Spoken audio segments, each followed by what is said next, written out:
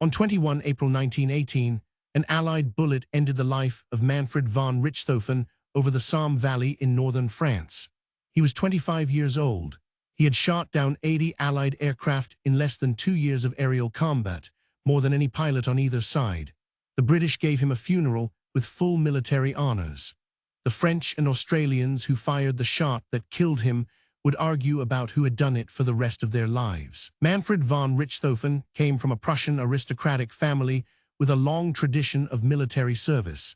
He trained as a cavalry officer before the war made cavalry obsolete in the first months of trench fighting.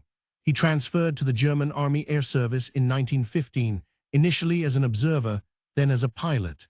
His first months in the air were undistinguished. He crashed his plane on his first solo flight.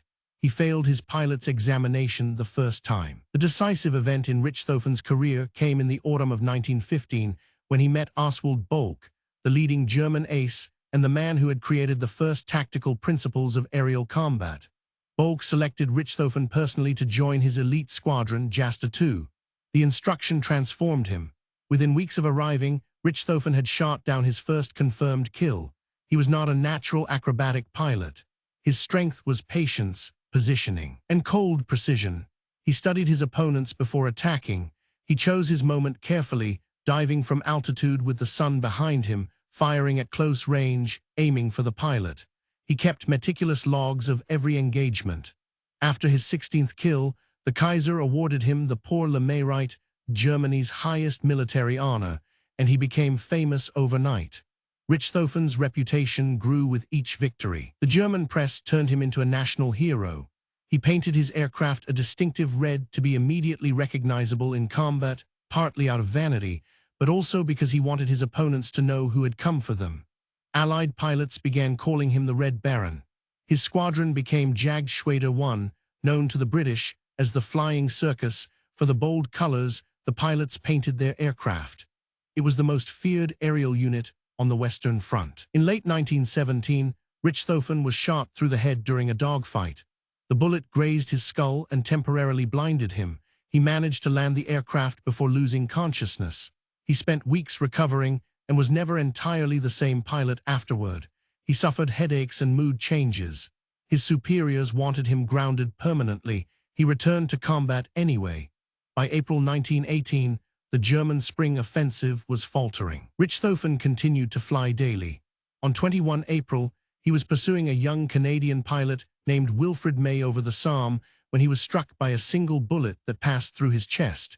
He managed to land in a field behind Allied lines. When Allied soldiers reached the aircraft, he was dead. The argument over who fired the fatal shot began immediately. Canadian pilot Roy Brown filed a combat report claiming the kill, but ground witnesses, including Australian troops on the ridge below, insisted the bullet's angle was consistent with ground fire. A medical examination of the wound later supported the ground fire theory. The question was never officially resolved. Richthofen left behind a score of 80 aerial victories that remains one of the highest totals in the history of military aviation.